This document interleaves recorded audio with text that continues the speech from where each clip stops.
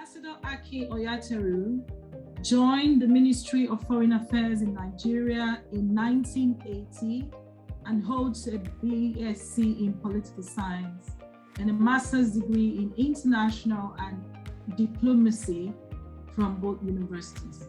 He served in various departments of the ministry headquarters, including protocol in Africa, international organizations. He's also served in policy planning, administration, and also been involved with Asia and Pacific and the State House in Nigeria.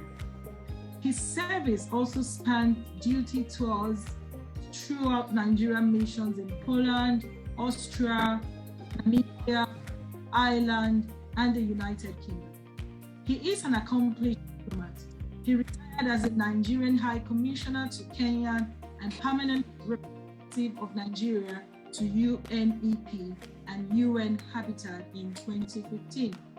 Ambassador Akin Oyateru has driven a protocol industry in Nigeria and Africa, promoting protocol, and has also been very instrumental to the Association of Certified Protocol Practitioners in Nigeria.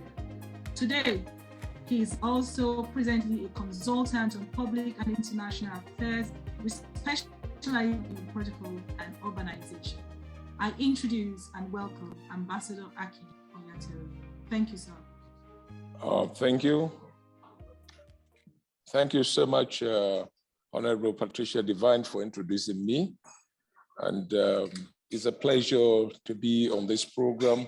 Let me thank the organizers of the World Protocol Matters inaugural conference for inviting me to make this presentation. I'm going to be presenting on the topic cultural intelligence as a tool to enhancing operational protocol to this conference. Now, when we talk of protocol has several different meanings, all connected to the idea of guidelines or procedures to follow. It is used mostly in formal academic language. The most common meaning of protocol is a system of rules that explains the correct conduct and procedures to be followed at functions. That is official protocol ceremonies such as, you have order of precedence, sitting arrangements, official courtesies, formalities, and pomp that accompany such occasions. This is correct, but protocol is much deeper than these superficial manifestations that are readily apparent. What I want to consider in this presentation are those intrinsic cultural attributes that inform protocol practices that, in spite of diversity of backgrounds or unique social etiquette, makes it a pleasant duty to interact with others, leaving them satisfied at the end of such encounters. So I will try to identify these attributes and show how they enhance the operation of protocol in multicultural and diverse milieu to achieve successful outcomes. Having agreed that a simple definition of protocol, let's proceed to enumerate attributes of cultural protocol and how possession of cultural intelligence or quotient can enhance this. For our purpose, protocol can be summed up as the totality of social graces that makes interaction with others a pleasant duty. Simply put, protocol can be equated to politeness. Cultural protocol, therefore, refer to value systems, customs, and cultural practices that are important to identify a particular cultural group. Protocols are important parts of all cultures. They provide guidance on how to treat and work with people in a respectful and useful way. Observing protocols demonstrate respect for cultural continuum, knowledge systems, and diverse practices. Cultural protocols are ethical principles which guide behavior and actions. These protocols are designed to protect cultural and intellectual property rights and are aimed at improving working relationships, allowing for delivery of better outcomes for concerned communities. Now, if you talk of politeness, politeness can be defined by the way you behave and the way you talk. It is essential, it is an essential value of life regarded as good manner. It enables you to speak with grace without hurting other people's feelings, even when they are wrong. Politeness always demands a superior heart. It costs nothing. It only increases your respect and your honor. Polite behavior is very much essential when you work for big companies, organization, or in the multicultural, multilingual, or multi-faith settings. Then what we say is, what is cultural protocol? Cultural, or what is cultural intelligence? Cultural intelligence, abbreviated as CQ, refers to the skills to relate and work effectively in cultural diverse situations. It is the capability to cross boundaries and prosper, from one cultural setting to the other. Cultural intelligence can be also defined as the ability to adapt to new cultural settings. The terms has been used in business, education, government, and academic research contexts. For example, get to know people in different communities and social groups, learn a foreign language, and improve your cross-cultural communication skill in general. To understand differences, you need to understand one another.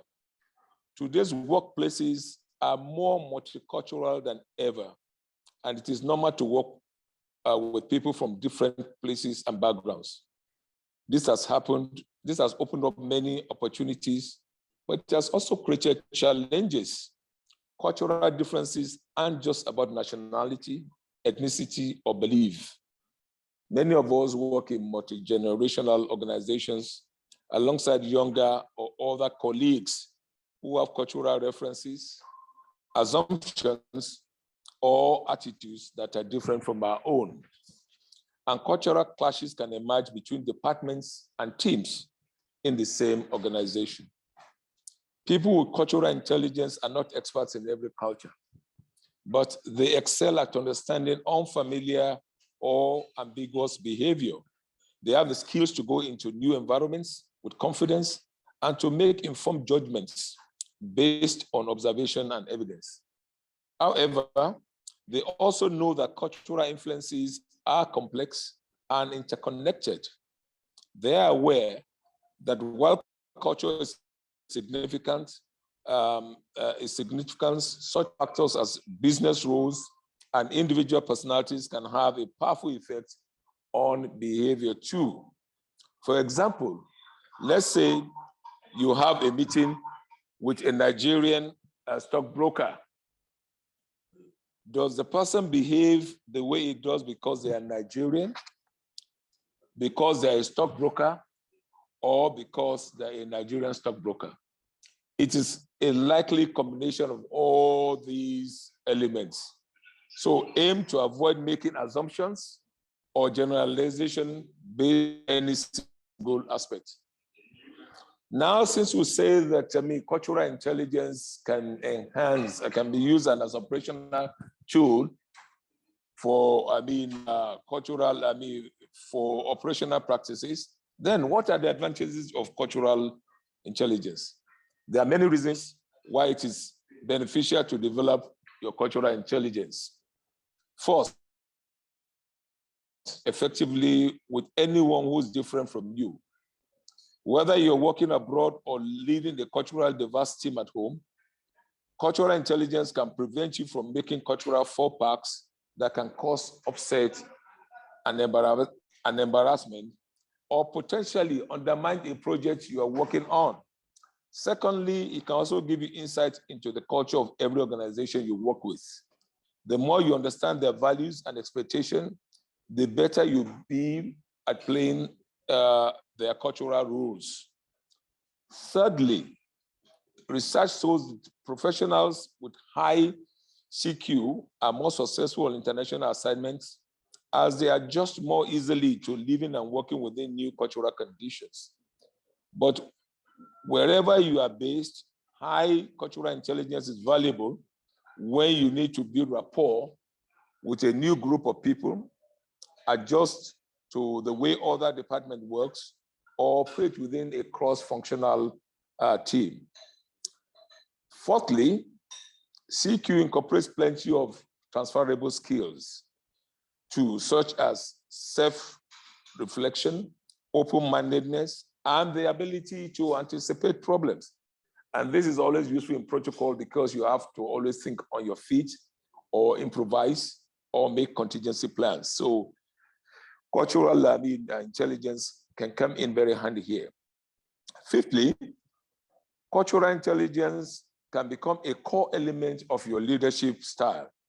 Research shows that organizations that break down cultural barriers and promote mutual acceptance perform better than those that don't. The key points to take away. Cultural intelligence is the ability to recognize and adapt to cultural differences. It can also give you confidence to operate successfully in a range of different settings. Cultural intelligence does not just refer to nationality, ethnicity, or religion. It can also apply to social groups, business organizations and departments, age groups, or teams within them. And these are the type of things you come across when you are on protocol duties. You have to deal with a diverse set of people, circumstances, and in different settings. Remember that cultural intelligence combines the head, that is knowledge and understanding, the body, actions, and heart, that's confidence and understandings. So the practical aspects of cultural intelligence, according to Dr. David Livermore, is that people with cultural intelligence have what they call cultural intelligence drive. That is the motivation to learn about new culture. CQ knowledge, understanding how culture influences what people say and do. CQ strategy, having a plan to respond to cultural differences. CQ actions, behaving in culturally sensitive ways, including handling difficulties that arise. This will always be very useful for any protocol practitioner. People with IQ, high IQ use all these three elements to monitor and moderate their actions. Without making quick judgments or falling back on stereotypes, they can interpret what is happening in any cultural setting and adjust their behavior accordingly. How do you build cultural intelligence? I'm suggesting 5 ways here. Be curious and interested in learning about other cultures. 2, develop an awareness of self in relation to others. 3, make your mind a clean slate. 4, develop an awareness of your biases towards other culture and traditions. And 5, put yourself in situations with people from different cultures. Benefit of cultural intelligence: it creates productive relationship based on giving importance to people's differences, communicating effectively in different cultural settings, establishing a common ground, maximizing teamwork in cultural groups, within groups, and then it gives you cultural exposure, that is developing a familiarity with or understanding of the norms, values, and beliefs of other regions, which is you are likely to work in. Conclusion: study shows cultural intelligence improves team cohesion, integration and trust, and the formation of shared team values. Better communication enhances creative collaboration and improves team performances. It is a skill that could be the key to enabling leaders do more than merely avoid conflict and misunderstanding, but can become more successful despite cultural differences. Developing an understanding and awareness of different cultures can help managers and employees from different backgrounds interact more effectively. Cultural intelligence focuses on how well individuals can relate and work across cultures. Those who possess such skills will not only enhance their capacity, but will become successful protocol practitioners, among others. I thank you.